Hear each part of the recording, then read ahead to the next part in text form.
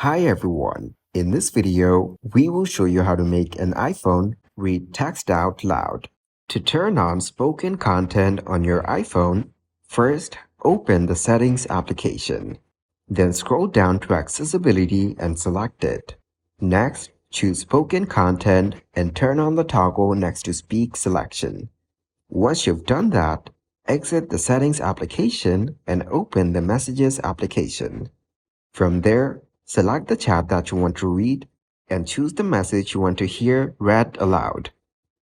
Tap the Speak option and your iPhone will read the message to you. To read another message, simply repeat the same process.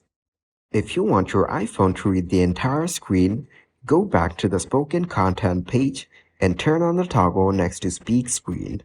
Then, swipe down with 2 fingers from the top of the screen to hear the content of the screen.